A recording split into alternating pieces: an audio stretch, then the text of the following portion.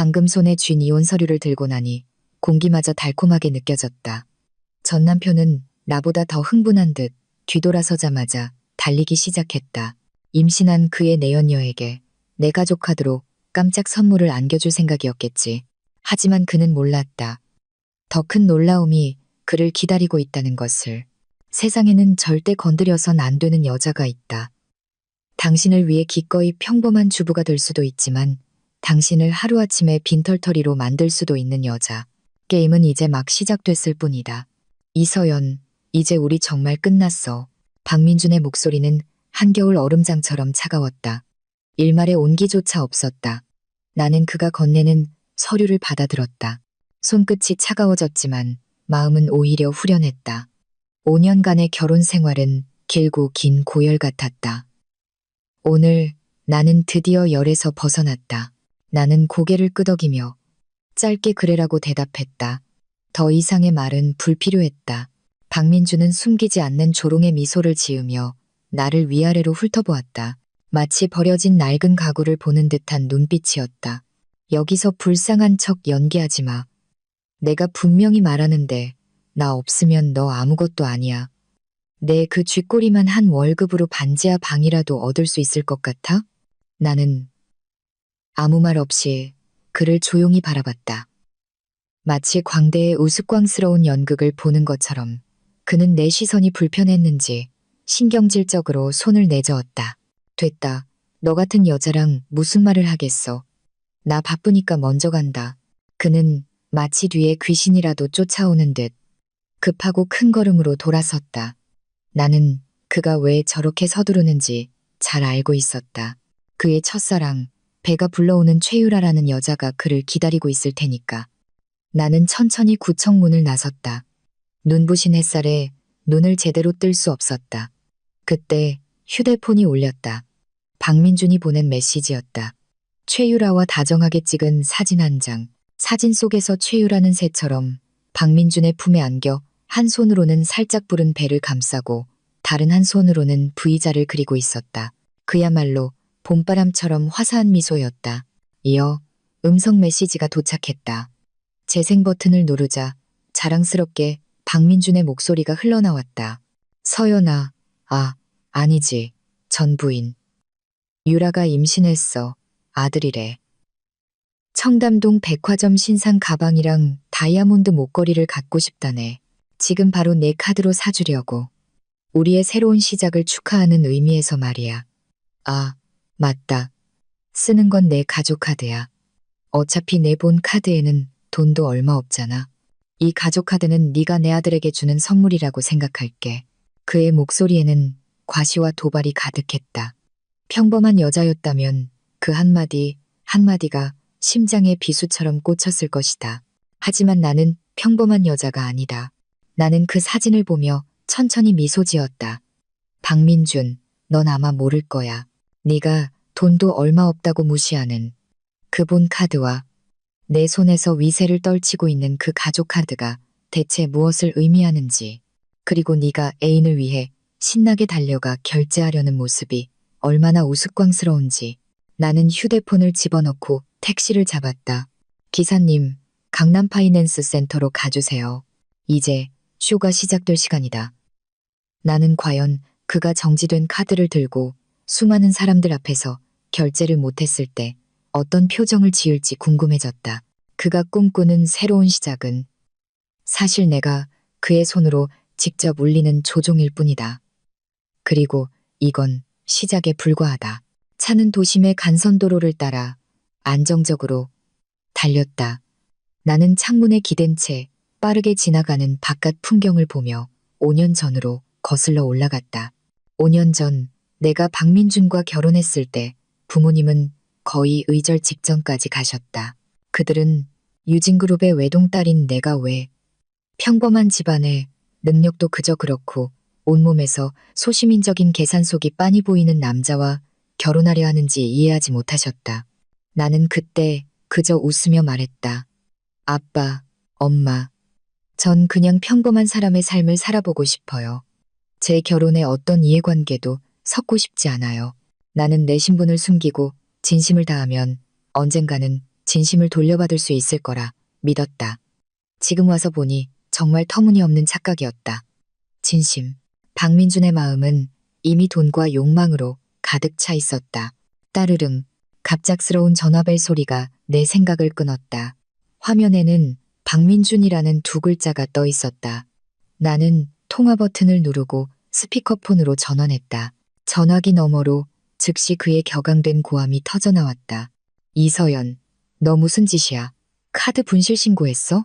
나는 마치 날씨 이야기를 하듯 아주 평온한 목소리로 천천히 입을 열었다.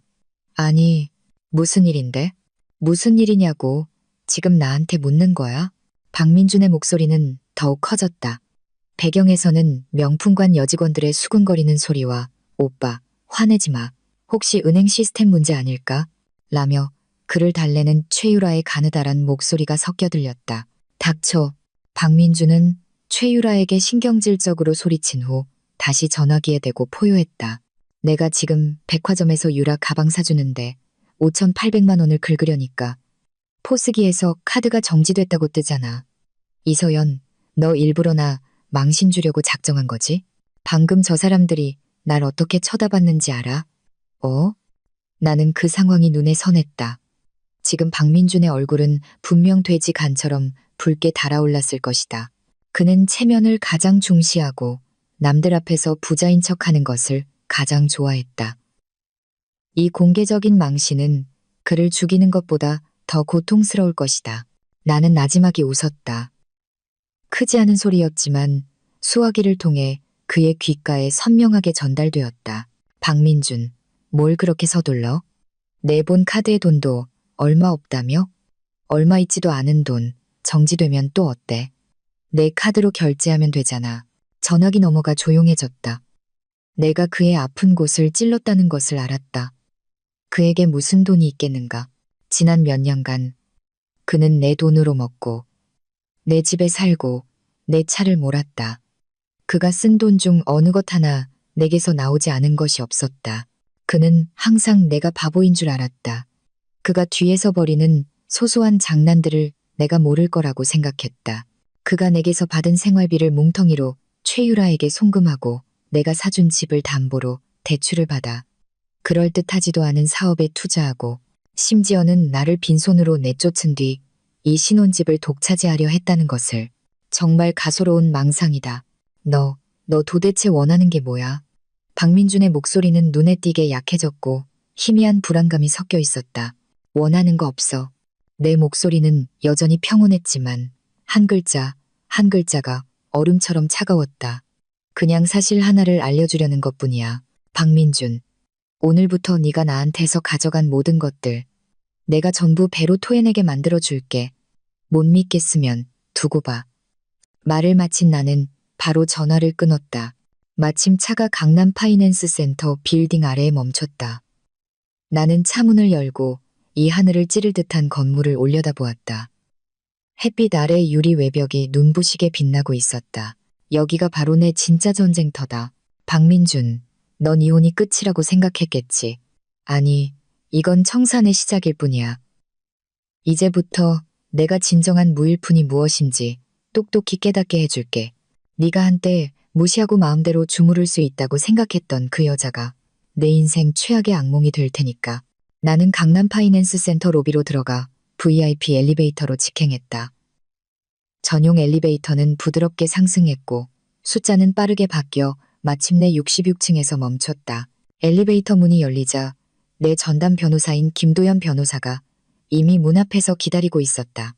이 대표님, 오셨습니까? 그는 공손하게 고개를 숙이며 나를 회의실로 안내했다. 모든 준비는 끝났나요? 나는 걸어가며 물었다. 네, 지시하신 대로 모든 증거 자료는 완벽하게 준비되었습니다. 김 변호사가 내게 두꺼운 서류 뭉치를 건넸다. 박민준 씨가 혼인 기간 중 부부 공동 재산을 빼돌린 거래 내역, 그와 내연녀 최유라의 통화 녹취록, 그리고 직위를 이용해 회사 자금을 횡령한 증거까지 전부 여기 있습니다. 나는 서류를 펼쳐 그 놀라운 이체 기록들을 훑어보았다. 입가의 냉소가 깊어졌다. 결혼 2년 차부터 박민주는 개미가 이사하듯 재산을 빼돌리기 시작했다. 적게는 몇백만 원부터 많게는 수천만 원까지 모든 돈은 하나의 계좌로 흘러들어갔다. 최유라의 계좌였다. 그녀는 아마 내가 하루 종일 집에서 세상 물정 모르는 채 지내니 이런 사실을 전혀 모를 거라고 생각했겠지. 그녀는 나를 너무 얕봤다. 내가 지금까지 참고 아무 말도 하지 않았던 것은 내가 유약해서가 아니라 가장 좋은 시기를 기다리고 있었기 때문이다. 그를 가장 처참하게 넘어뜨려 다시는 일어나지 못하게 할 시기. 이제 그 시기가 왔다.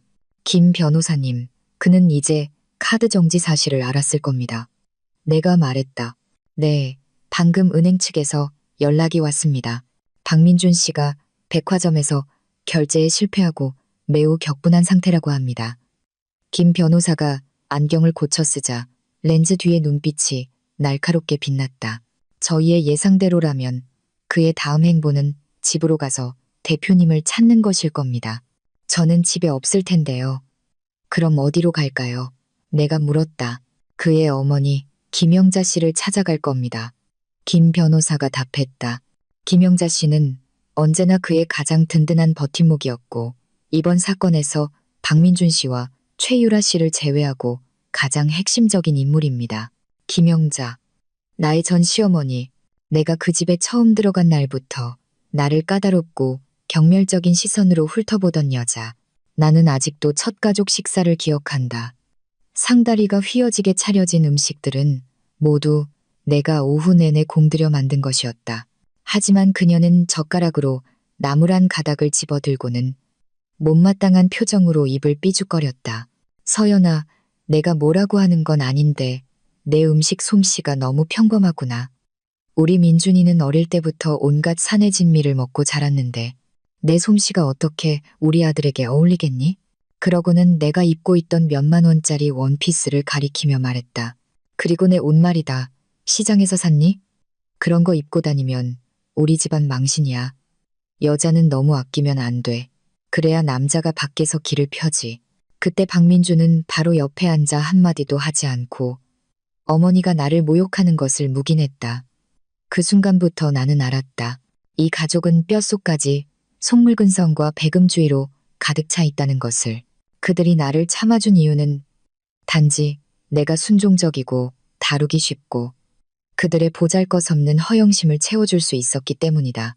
그들은 예물도 없이 집까지 해오는 만만한 호박이 덩굴째 굴러왔다고 생각했겠지만 그 호박이 사실은 강철로 만들어졌다는 것은 꿈에도 몰랐을 것이다. 알겠습니다. 나는 서류를 덮고 일어섰다. 다음 단계는 어떻게 진행되죠? 김 변호사가 내게 봉투 하나를 건넸다. 이것이 그에게 보내는 첫 번째 선물입니다. 부동산에 관한 것이죠. 그는 자기가 그토록 자랑스러워하던 그 집이 단 한 번도 자신의 것이 아니었다는 사실을 깨닫게 될 겁니다. 나는 봉투를 받아들었다.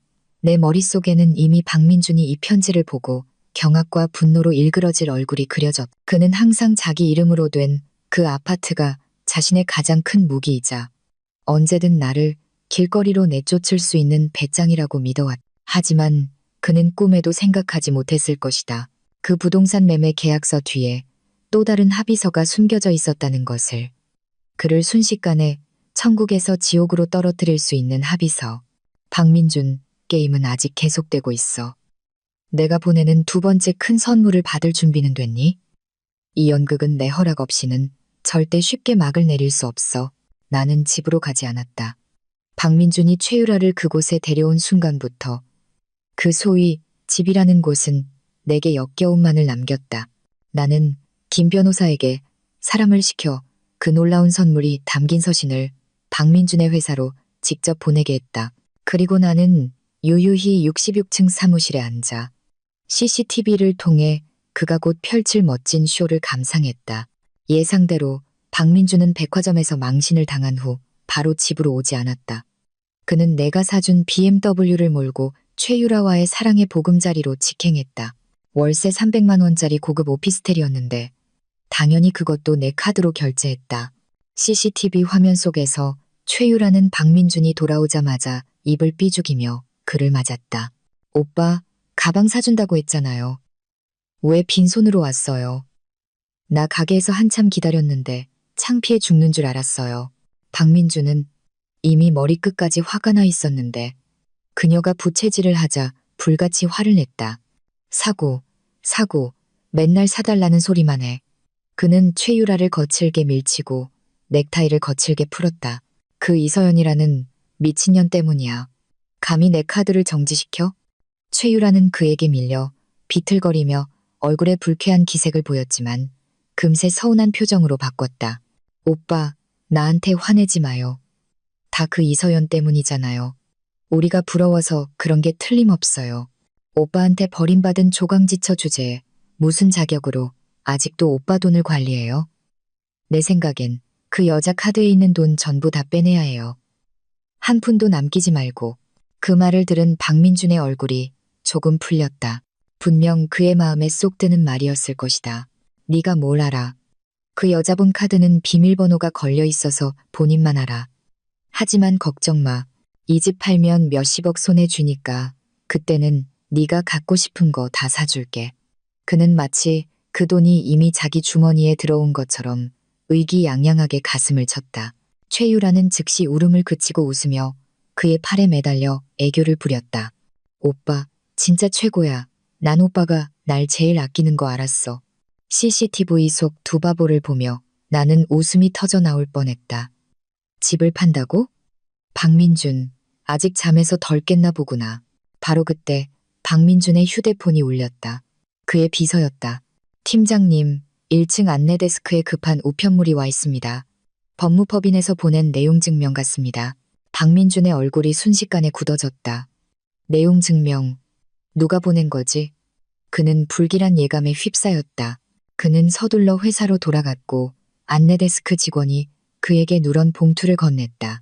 그는 봉투를 찢고 안에 서류를 꺼냈다. 서류 제목에 굵은 고딕체로 쓰인 글자들을 확인했을 때 그는 그대로 얼어붙었다. 트리플렉스 아파트 5호동 5호호. 부동산 소유권 귀속에 관한 고지서. 그는 눈을 크게 뜨고 한 글자 한 글자 읽어 내려갔다. 읽을수록 그의 손은 심하게 떨렸고 얼굴은 점점 창백해졌다. 편지의 내용은 간단했지만 그의 머릿속에서 거대한 폭탄처럼 터져나갔다. 편지에는 그가 현재 살고 있는 신혼집이 비록 등기부등본상 그의 이름으로 되어 있지만 구매 당시 실질적 출자자인 내가 그와 부동산 명의신탁 약정을 체결했다고 명시되어 있었다. 약정서에는 해당 부동산의 실질적 소유권은 나 이서연에게 단독으로 귀속되며 그 박민주는 단지 명의상의 수탁인에 불과하다고 명확히 규정되어 있었다. 이제 우리의 혼인 관계가 파탄에 이르렀으므로 약정에 따라 나는 언제든지 해당 부동산을 회수할 권리가 있다는 내용이었다. 편지 말미에는 그의 필체가 선명한 서명과 붉은 인주가 찍힌 명의신탁, 약정서 사본이 첨부되어 있었다. 아니야. 불가능해. 박민주는 야수 같은 절규를 내뱉으며 손에 든 서류를 갈기갈기 찢어버렸다. 가짜야. 이건 전부 가짜야. 5년 전 약정서에 서명할 때 그는 이것이 단지 사랑해. 눈이 먼 내가 애정을 표현하는 형식적인 절차라고만 생각했다. 그는 이 약정서를 전혀 대수롭지 않게 여겼. 등기부등본에 자기 이름만 있으면 이 집은 절대 뺏기지 않을 거라고 믿었다. 하지만 그는 잊고 있었다. 흰 종이에 검은 글씨로 쓰인 법적 효력을. 그는 떨리는 손으로 내게 전화를 걸었다. 전화가 연결되자마자 그는 히스테릭하게 소리쳤다. 이서연, 이 독한 년, 날 속였어. 나는 휴대폰을 귀에서 조금 멀리 떨어뜨리고 그가 소리 지르기를 기다렸다가 천천히 입을 열었다. 박민준, 이제야 알아차린 거야? 너무 늦은 거 아니야? 너 도대체 누구야? 이 집 살 돈이 어디서 났고 그 약정서는 또 뭐야? 그는 공포에 질려 말을 더듬었다. 이 질문 그는 5년 동안 단 한 번도 진심으로 궁금해한 적이 없었다. 그는 오직 내가 그에게 어떤 이득을 가져다 줄 수 있는지, 그의 과시욕을 채워줄 자본이 될 수 있는지에만 관심이 있었다. 나는 피식 웃으며 한 글자 한 글자 또렷하게 말했다. 내가 누군지 알고 싶어? 네가 어떤 존재를 건드렸는지 알고 싶다고? 곧 알게 될 거야. 아, 맞다. 깜빡하고 말 안 한 게 있네. 네 회사 최대 주주가 우리 아버지인 것 같은데. 아버지가 네가 나한테 한 짓들을 알게 되면 어떻게 될까? 나는 전화를 끊었다. 나는 박민준이 지금쯤 얼음 구덩이에 빠진 기분일 것을 안다. 하지만 이걸로는 부족하다. 나는 그가 완전히 무너져 영원히 재기하지 못하기를 원한다. 이제 무대는 그의 회사로 옮겨진다. 그는 자신이 회사의 영업팀장이며 남들 위해 군림한다고 생각했겠지. 하지만 그는 몰랐다. 그의 운명은 처음부터 내 손아귀에 있었다는 것을. 나는 CCTV 속에서 넋이 나간 그의 모습을 보며 다른 번호로 전화를 걸었. 네, 김 이사님, 저 서연이에요. 네, 시작하셔도 좋아요. 최대 주주 명의로 긴급 이사회를 소집해서 박민준 팀장의 재무 문제를 감사해 주세요. 게임의 산막이 곧 열린다. 박민준, 최종 심판을 받을 준비는 되었는가? 네가 그토록 자랑스러워하던 커리어, 너를 아나무인으로 만들었던 그 직장이 곧 잿더미가 될 것이다. 박민준은 사무실 의자에 주저앉았다. 머릿속이 윙하고 울리며 마치 온 세상의 소리가 사라진 것 같았다. 이서연의 아버지가 회사 최대 주주라고? 그의 회사의 최대 주주는 국내에서 손꼽히는 유진그룹이었다. 그렇다면 이서연의 아버지는 그가 감히 상상조차 할 수 없었던 이름이 마른 하늘의 날벼락처럼 그의 머리를 내리쳤다. 이병철, 경제잡지 표지에서나 볼 수 있었던 전설적인 재계의 거물. 아니, 아닐 거야. 이건 불가능해. 절대로 불가능해. 박민주는 이 끔찍한 생각을 머리에서 떨쳐내려는 듯 미친 듯이 고개를 저었다. 만약 이서연이 이병철 회장의 딸이라면 어떻게 자신 같은 남자를 좋아할 수 있었을까? 어떻게 5년 동안 기꺼이 가정부 노릇을 할 수 있었을까? 어떻게 자신과 어머니의 그 모진 구박을 참아낼 수 있었을까? 말이 안 됐다. 이건 분명 이서연 그년이 자기를 겁주려고 꾸며낸 거짓말일 거야. 그래, 분명 그럴 거야. 그는 마지막 지푸라기라도 잡는 심정으로 휴대폰을 다시 집어들고 어머니 김영자에게 전화를 걸었다. 엄마, 큰일 났어요. 정말 큰일 났다고요.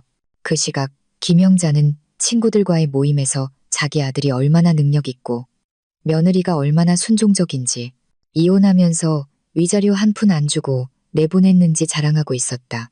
아들의 전화를 받은 그녀는 귀찮다는 듯이 말했다. 뭐 그리 호들갑이야.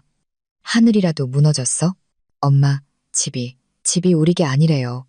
박민준의 목소리에는 울음이 섞여 있었다. 이서연 그년이 5년 전에 나한테 덫을 놨어요. 무슨 명의신탁 약정서에 서명하게 만들었는데 그 집은 원래부터 자기 거였대요. 김영자도 그 말을 듣고는 발끈했다.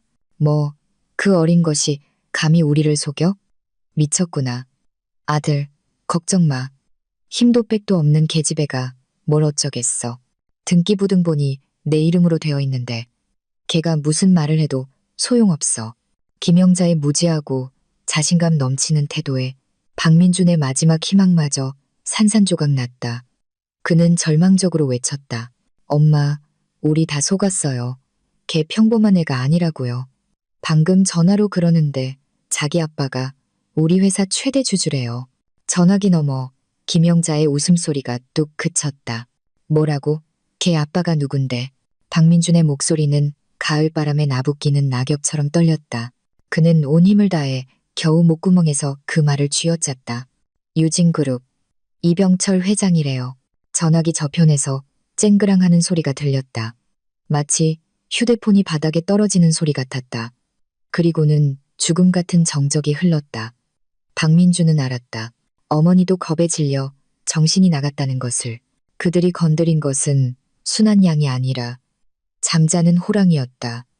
그들은 자신들이 사냥꾼인 줄 알았지만 사실 처음부터 사냥감은 바로 그들이었다. 그리고 나 이서연은 바로 오늘 이 그물을 거두기 위해 5년 동안 덫을 놓은 사냥꾼이었다. 그때 사무실 문이 갑자기 밖에서 열렸다. 회사 대표이사가 심각한 표정의 몇몇 사람들과 함께 들어왔다. 한 명은 법무팀장이었고 다른 한 명은 재무팀장이었다. 박민준 씨, 대표의 목소리는 얼음처럼 차가웠다.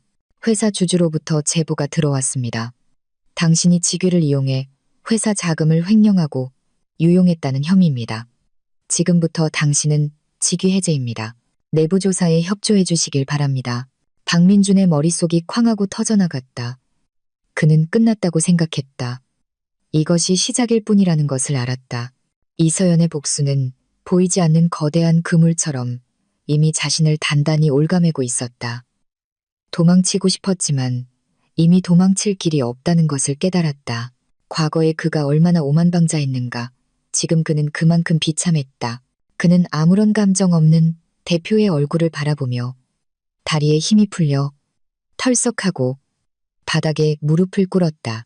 대표님, 제가 잘못했습니다. 제가 잠시 미쳤었나 봅니다. 제발 한 번만 기회를 더 주십시오. 대표는 혐오스럽다는 듯 눈살을 찌푸리고 손을 휘저었다. 끌어내. 2명의 보안 요원이 다가와 흐물흐물한 진흙처럼 변한 박민준을 양쪽에서 부축해 밖으로 끌고 나갔다. 박민준의 울부짖음과 애원 소리가 복도 전체에 울려 퍼졌다. 모든 동료들이 고개를 내밀고 그를 향해 손가락질하며 경멸과 고소함이 가득한 표정을 지었다. 그가 목숨처럼 아끼던 체면은 이 순간 갈기갈기 찢겨 바닥에 내팽개쳐지고 사람들의 발에 짓밟였다. 그리고 이 모든 것은 이제 시작일 뿐이었다. 그의 진짜 지옥은 아직 오지 않았다.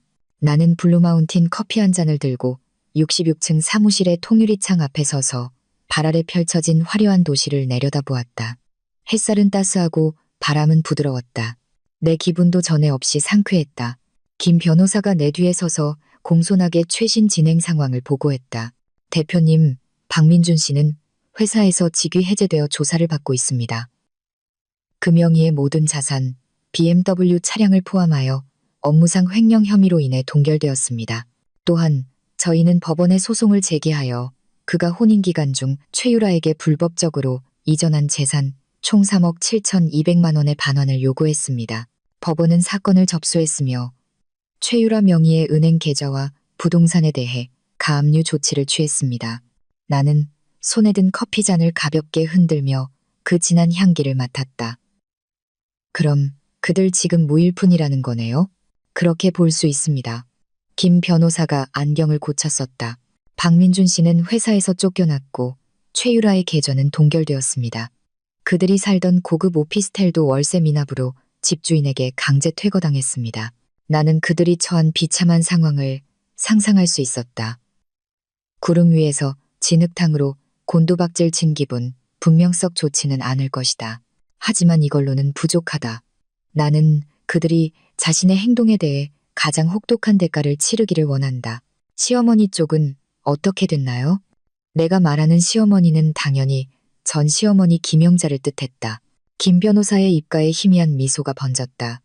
김영자 씨는 대표님의 진짜 신분을 알게 된 후 그 자리에서 쇼크로 쓰러져 병원으로 이송되었습니다. 하지만 걱정 마십시오. 큰 문제는 아니고 단지 충격을 좀 받았을 뿐입니다. 지금은 병원 복도에서 박민준 씨와 함께 서로 부둥켜 안고 통곡하고 있다고 합니다. 나는 냉소했다. 이제 와서 운다고? 예전에 내 코앞에서 나를 알도 못 낳는 암탉, 돈만 축내는 년이라고 욕할 때는 오늘 같은 날이 올 줄 몰랐을까? 내 돈을 쓰면서도 밖에서는 친구들에게 내가 자기네 집에 시집와서 신분 상승했다고 떠들고 다닐 때는 오늘 같은 날이 올 줄 몰랐을까? 뿌린 대로 거두는 법이다. 올게 내버려둬라. 나는 커피잔을 내려놓고 김 변호사를 돌아보았다. 눈물은 이 세상에서 가장 값싼 것이죠. 다음 단계로 기자회견을 준비해 주세요. 모든 사람들이 저 추악한 모자가 어떻게 한결같은 마음으로 자신들을 대한 여자를 계산적으로 속였는지 알게 해야 합니다. 그들을 사회적으로 매장시켜야 해요. 김 변호사의 눈이 빛났다. 대표님, 아주 좋은 방법입니다. 저런 인간들은 강력한 수단으로 다스려 영원히 재기하지 못하게 만들어야 합니다. 이야기를 나누던 중 내 개인 휴대폰이 울렸다. 모르는 번호였다. 통화 버튼을 누르자 전화기 너머에서 날카롭고 다급한 여자의 목소리가 들려왔다. 저 이서연 씨 맞으신가요? 최유라였다. 나는 눈썹을 살짝 치켜 올렸지만 아무 말도 하지 않았다. 이 대표님, 아가씨, 제가 잘못했어요. 제가 정말 잘못했어요. 최유라는 전화기 너머로 숨이 넘어갈 듯 울부짖었다. 저는 대표님이 유진그룹 회장님의 따님인 줄 몰랐어요. 알았다면 제게 간이 100개라도 감히 그런 짓 못했을 거예요. 제발, 제발 너그러 이저를 용서해 주세요. 제 뱃속의 아이는 죄가 없잖아요. 아이는 아빠 없이 살 수 없어요. 태어나자마자 빚더미에 앉을 수는 없잖아요. 그녀는 감정에 호소하기 시작했다. 안타깝게도 나는 그런 수에 넘어가지 않는다. 아이는 죄가 없지. 그럼 너는? 나는 차갑게 쏘아붙였다. 네가 남의 가정을 파탄낼 때는 오늘 같은 날이 올 거라고 생각 못했어? 네가 내 돈을 쓰고 내 집에서 살고 심지어 내 남편을 빼앗고 내 모든 것을 차지하려 했을 때는 조금도 죄책감을 느끼지 않았어? 최유라, 그 길은 네가 직접 선택한 거야. 그러니 그 고통도 네가 감수해야지. 그리고 내 뱃속의 아이에 대해서는 나는 잠시 말을 멈췄다가 한 글자 한 글자 힘주어 말했다. 그래, 태어나자마자 빚을 지는 건 억울하지. 그래서 내가 박민준을 빈털터리로 만들고 빚더미에 앉게 해줄 거야. 그러면 너희 둘 공평하잖아? 나는 말을 마치자마자 전화를 끊고 번호를 차단했다. 나에게 용서를 구한다고? 늦었어. 지옥의 문은 이미 너희를 위해 열렸고 누구도 빠져나갈 수 없어. 3일 후 유진그룹의 기자회견은 온 도시를 떠들썩하게 만들었다. 나는 직접 참석하지 않았다. 이런 작은 무대에 내가 나설 필요는 없었다. 아버지, 이병철 회장께서 직접 참석하셨다. 백발이 성성한 아버지는 위험 있는 모습으로 기자회견장 중앙에 앉으셨다. 수백 개의 카메라 플래시가 터지는 가운데 아버지는 단 한마디만 하셨다. 나 이병철에게는 이서연이라는 딸이 하나뿐입니다. 누구든 내 딸을 건드리는 자는 우리 유진그룹을 적으로 돌리는 것입니다. 박민주는 업무상 횡령과 도덕적 해이로 유진그룹은 그에게 모든 법적 책임을 물을 것이며 결코 선처하지 않을 것입니다. 짧지만 힘 있는 몇 마디에 제게 전체가 뒤흔들렸다. 모든 사람들이 지난 5년간 전 남편과 시댁에 구박받던 그 유약한 여인 뒤에 얼마나 거대한 존재가 버티고 있었는지 알게 되었다. 박민준과 김영자는 온 국민의 웃음거리가 되었다. 그들의 사진과 추악한 행적은 온 거리에 퍼져나갔다. 신분 상승을 노린 남자가 재벌가의 딸을 속여 결혼했다가 오히려 역으로 당해 몰락했다는 이야기는 그 어떤 드라마보다도 흥미진진했다. 나는 그들이 쥐 죽은 듯이 숨어 다시는 사람들 앞에 나타나지 못할 거라고 생각했다. 그런데 놀랍게도 그들은 나를 찾아올 낯짝이 남아 있었다. 그날 나는 갤러리에서 전시를 보고 있었다. 김영자와 박민준이 마치 미친 개처럼 달려들어왔다. 이서연, 김영자가 달려들어 내 머리채를 잡으려 했지만 내 옆에 있던 경호원에게 재빨리 제지당했다. 그녀는 머리가 헝클어지고 두 눈이 시뻘겋게 충혈되어 있었다. 예전의 우아한 사모님의 모습은 온데간데 없었다. 이뱀 같은 년. 왜 우리 민준이한테 이런 짓을 하는 거야? 우리 민준이가 너한테 뭘 그렇게 잘못했는데 애 인생을 이렇게 망쳐놔. 나는 그녀의 발악하는 모습을 보며 헛웃음이 나왔다. 뭘 잘못했냐고요? 나는 그녀를 차갑게 쏘아보며 반문했다.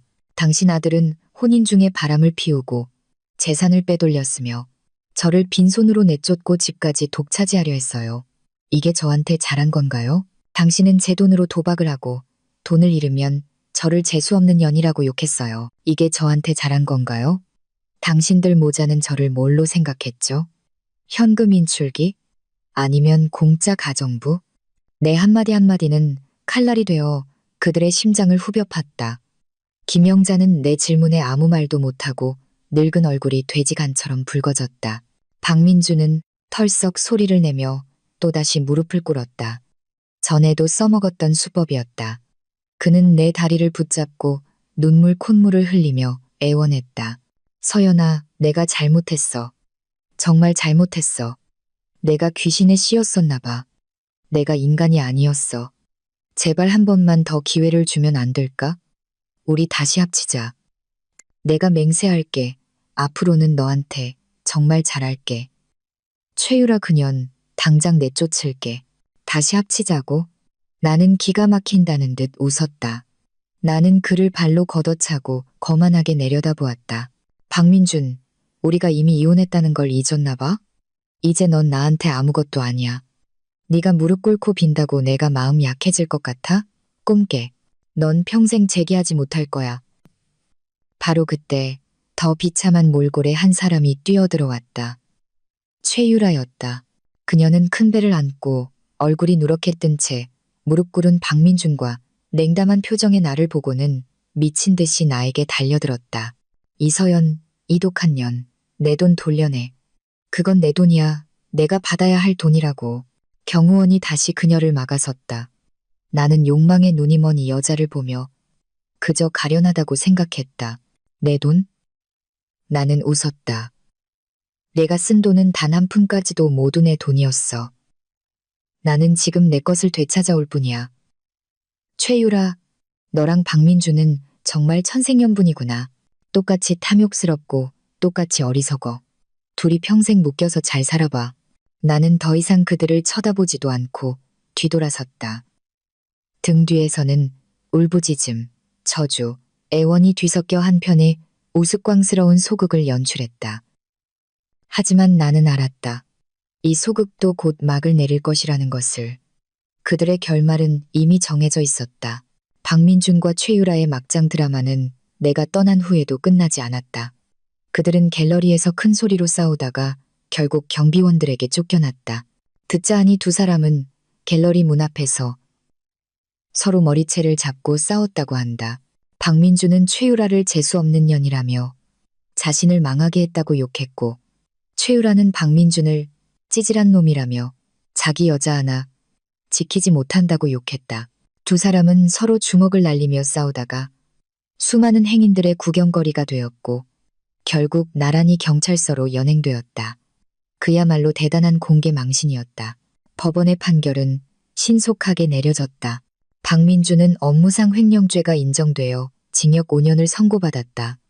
동시에 법원은 그가 혼인 기간 중 최유라에게 이전한 3억 7,200만 원을 반환하라고 판결했다. 최유라는 당연히 그 돈을 갚을 능력이 없었다. 그녀 명의로 된 내 돈으로 산 작은 오피스텔은 강제 경매에 넘어갔다. 내 신용카드로 쓴 빚을 갚고 나니 남은 돈으로는 거액의 채무를 감당하기에 턱없이 부족했다. 결국 그 거액의 빚은 두 사람의 몫으로 남았다. 최유라의 뱃속 아이는 태어나기도 전에 수억 원의 빚을 떠안게 된 것이다. 그리고 이 모든 것은 이기적인 부모가 자초한 일이었다. 김영자 역시 완전히 무너졌다. 아들은 감옥에 가고 자신은 온 동네의 웃음거리가 되었다. 친구들은 그녀를 보면 슬슬 피했다. 그녀는 아들의 빚을 갚기 위해 낡은 집을 팔려고 했지만 그 집은 이미 오래전 박민준이 신혼집 자금을 마련하기 위해 은행에 몰래 담보로 잡혀 있었다. 박민준에게 문제가 생기자 은행은 즉시 집을 압류했다. 김영자는 하루아침에 우아한 노부인에서 집 없는 노숙자로 전락했다. 나중에 들은 바로는 그녀는 작은 식당에서 접시를 닦으며 하루하루를 보냈다고 한다. 매일 허리가 끊어질 듯 일하면서도 사장의 온갖 구박을 견뎌야 했다. 한 번은 예전 친구들이 그 식당에 밥을 먹으러 왔다가 그녀를 알아봤다. 친구들은 모든 사람이 보는 앞에서 그녀를 손가락질하며 큰 소리로 비웃었다. 어머, 김 여사 아니야? 여기서 접시 닦고 있었네? 아드님이 큰 사장님이라더니 왜 용돈 안 주신대? 아, 참, 아드님 감옥 갔지. 하하. 김영자는 수치심과 분노를 이기지 못하고 그 자리에서 졸도했다고 한다. 이 모든 소식은 김 변호사를 통해 들었다. 나는 이야기를 듣고도 마음에 아무런 동요가 없었다. 불쌍한 사람에게는 반드시 미움받을 만한 구석이 있는 법이다. 그들이 오늘날 이런 비참한 결말을 맞은 것은 모두 스스로 자초한 일이니 누구를 원망할 수도 없다. 만약 그들이 조금이라도 더 진실하고 덜 계산적이었다면, 조금이라도 더 존중하고 덜 무시했다면 아마 결과는 완전히 달랐을 것이다. 하지만 만약이란 없다. 나는 내 인생의 쓰레기들을 완전히 치워버렸고 온 세상이 깨끗해진 기분이었다. 나는 예전에 신혼집을 팔아 그 돈 전액을 익명으로 여성아동보호재단에 기부했다. 나는 이 돈이 과거의 나처럼 결혼 생활에서 상처받았지만 저항할 힘이 없는 더 많은 여성들을 돕는데 쓰이기를 바랐다. 나는 그들이 결혼이 인생의 전부가 아니며 남자에게 의지하는 것은 결코 영원한 해결책이 될 수 없다는 것을 깨닫기를 바랐다. 여자의 진정한 힘은 언제나 스스로의 강인함과 독립에서 나온다. 길고 길었던 5년간의 악몽은 마침내 마침표를 찍었다. 그리고 내 인생은 이제 막 새로운 장을 열었다. 시간은 최고의 약이었다. 1년 후 나는 실패한 결혼의 그림자에서 완전히 벗어났다. 유진그룹 본사로 돌아가지 않고 회사 산하의 자선재단을 맡게 되었다. 나는 전국 각지를 다니기 시작했다. 외진 산골 마을로 도움이 필요한 곳으로 향했다. 비록 남루한 옷을 입었지만 눈빛만은 맑고 투명한 아이들을 만났고 어려운 환경 속에서도 꿋꿋하게 살아가는 어머니들을 보았다. 진흙탕 속에서 허우적거리면서도 하늘의 별을 바라보는 것을 포기하지 않는 수많은 사람들을 만났다. 그들을 도우면서 나 자신도 치유받고 있었다. 나는 인생의 의미가 내가 생각했던 것보다 훨씬 더 넓고 깊다는 것을 깨달았다. 한때 나는 사랑이 인생의 전부라고 생각했다. 가치 없는 남자 한 명 때문에 스스로를 감옥에 가두고 5년을 보냈다. 이제 그곳에서 벗어나니 바깥 세상은 드넓고 자유로웠다. 한 번은 산골의 한 초등학교에 책을 기증하러 갔다가 우연히 아는 사람을 만났다. 박민준의 먼 친척형인 박지훈이라는 사람이었다. 예전에 가족 모임에서 몇 번 본 적이 있는 성실하고 착한 사람이었다. 그는 이 초등학교에서 10년째 봉사교사로 일하고 있었다. 나를 본 그는 조금 놀라면서도 어색해했다. 서연 씨, 여기서 뵙게 될 줄은 몰랐네요. 나는 그에게 미소를 지으며 말했다. 지훈 씨, 오랜만이에요. 우리는 운동장 계단에 앉아 오랫동안 이야기를 나눴다. 그는 박민준이 교도소에서 반성하지 않고 문제를 일으켜 형기가 더 길어질 것 같다고 했다. 최유라는 아이를 낳은 후 아이를 김영자에게 버리고 혼자 도망쳐 소식이 끊겼다고 했다. 김영자는 갓난아기 손주를 데리고 폐지를 주워 팔거나 정부 보조금으로 매우 힘들게 살아가고 있으며 정신도 온전치 못하다고 했다. 박지훈은 한숨을 쉬며 말했다. 서연 씨, 그때는 그들이 정말 잘못했어요. 지금 이런 꼴을 당하는 건 다 업보예요. 나는 멀리서 천진난만하게 웃고 있는 아이들을 바라보며 마음이 평온해지는 것을 다 지난 일이에요. 업보든 벌이든 이제 저와는 상관없는 일이에요. 그들의 인생은 더 이상 내 인생과 교차하지 않는다. 나는 그들의 소식을 더 이상 궁금해하지 않을 것이며 그들의 비참함의 통쾌함을 느끼지도 않을 것이다. 왜냐하면 내 세상에는 이미 더 중요하고 아름다운 일들이 가득하기 때문이다. 그 경험은 내게 하나의 시련과도 같았다. 그것은 내게 인간성의 추악함을 보여주었고 동시에 나 자신을 보호하는 법을 가르쳐 주었다. 선량함에는 날카로움이 필요하다는 것을 깨달았다. 당신의 인내와 양보는 감사할 줄 모르는 사람들의 눈에는 그저 더 큰 것을 요구할 빌미가 될 뿐이다. 박민준을 떠난 후 내 인생은 마치 가속 페달을 밟은 듯했다. 나는 더 자신감 있고 더 독립적이며 내가 무엇을 원하는지 더 명확하게 알게 되었다. 나는 더 이상 상아탑에 숨어 세상 물정 모르는 공주가 아니었다. 나는 홀로 설 수 있고 더 많은 사람들에게 따뜻함과 희망을 가져다 줄 수 있는 진정한 여왕이 되었다.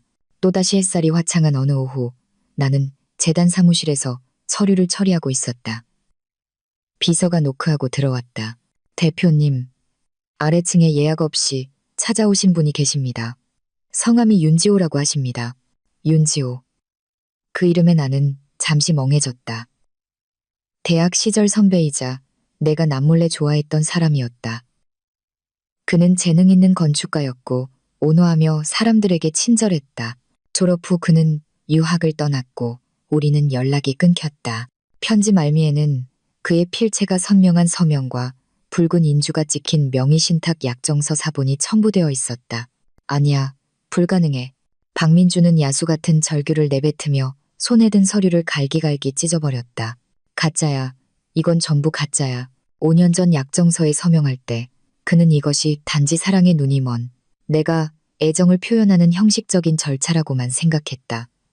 그는 이 약정서를 전혀 대수롭지 않게 여겼다. 등기부등본에 자기 이름만 있으면 이 집은 절대 뺏기지 않을 거라고 믿었다. 하지만 그는 잊고 있었다.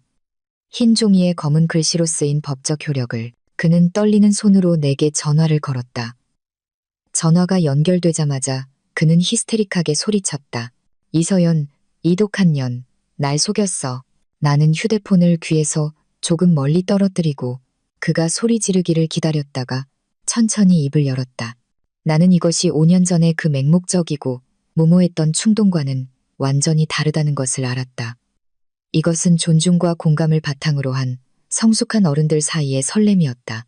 우리는 함께 커피를 마시며 많은 이야기를 나눴다.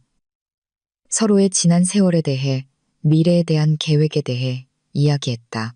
우리는 공통점이 많았고 많은 것에 대한 생각도 놀라울 정도로 일치했다. 헤어질 때 그는 나를 보며 진지하게 말했다. 서연아, 네가 과거에 힘든 일을 겪었다는 거 알아. 하지만 세상에는 여전히 좋은 남자도 있다는 걸 알아줬으면 좋겠어. 예를 들면 나 같은 사람. 그는 조금 쑥스러운 듯 웃었고 귓가가 살짝 붉어졌다. 나는 그를 보며 함께 웃었다.